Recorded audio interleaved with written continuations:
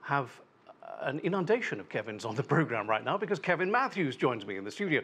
He is Assistant Professor of European History at George Mason University, and Kevin Matthews has also written extensively on the history of Britain and Ireland. Can I take you back 24 hours? Because we were together 24 hours ago when that vote came in. We thought it was a defeat for Prime Minister May of about 99 or 100 votes.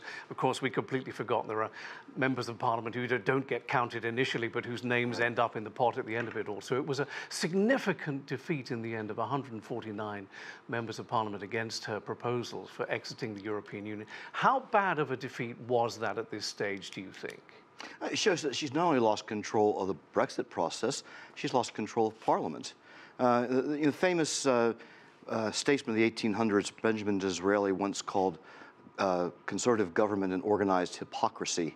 Theresa May's government isn't an organized hypocrisy, it's a disorganized insanity, because she's got no way forward except to keep pressing on with a deal that's been rejected not just by a close vote, but resoundingly 2 times. And there's some talk now she's going to try to bring it back yet a 3rd time. I don't see how she can get away with that, but that seems to be the only option she's got. So she's a leader in power, but without any power, really? Yes, that's a very good way of putting it. Yeah. I'm hearing, just briefly, the 1922 powerful committee of backbench MPs are meeting this evening. Do you think that men in grey suits might come and tap her on the shoulder and say it's time to go? And if they did that, what would that achieve? The only thing I think it could achieve right now is for her to call another general election. The Conservatives are 10 points ahead in the polls. They might think that they could get a new government, a Conservative majority government. They wouldn't need the Democratic Unionist Party from Northern Ireland, and they could press forward with another deal. But that's going to require an extension from the EU.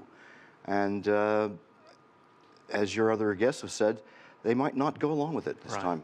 And that's tomorrow's story, when they vote in the Commons on asking the European Union about permission to extend that. So we'll be back here in 24 hours' time. Yes. Basically, that's as clear as mud then, isn't it? Now, we're not really any further forward, are we, having had that important vote tonight? No, we're not. We're not.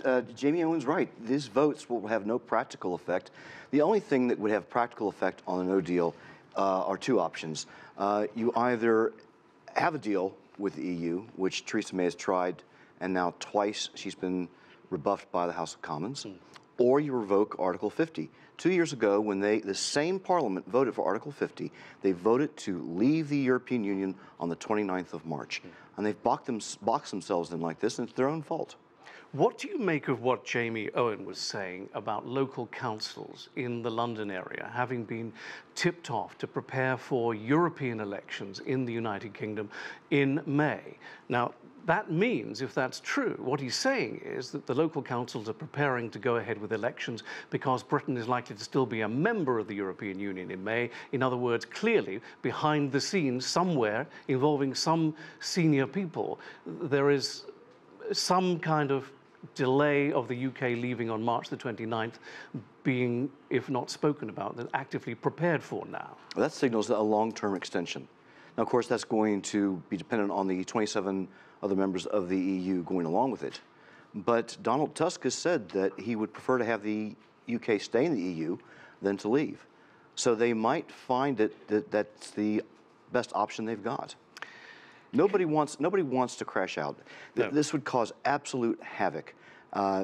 Mostly for the British, but also for the rest of the EU. Well, let me just push back on that for a second, because it is the 5th biggest economy in the world, Great Britain. I mean, it's not a small economy, and it would operate under World Trade Organization trading rules if it did crash out. I mean, some people they are accused of scaremongering regarding this no-deal business. Yeah, well, I don't have a dog in this fight, so I'm not scaremongering. No, not you, but that's the Right. alternative argument is that the people are over-exaggerating what would actually happen.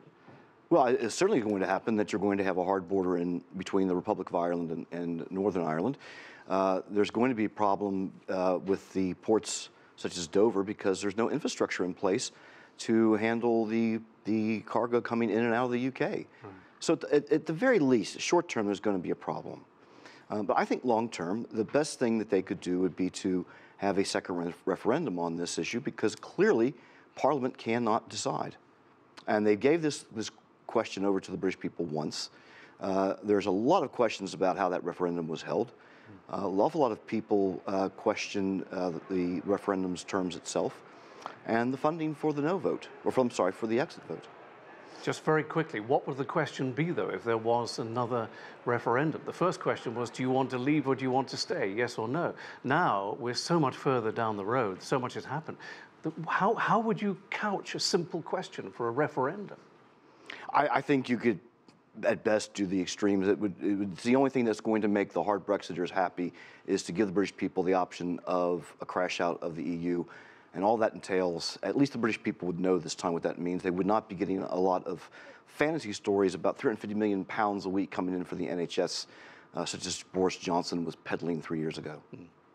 All right. Well, listen, thank you very much indeed, Kevin. Will you stay with us because we're going on for a while longer? There's still voting in Westminster. We'll see what the outcome of this latest vote is. But for the time being, Kevin Matthews, thank you very much indeed for joining us.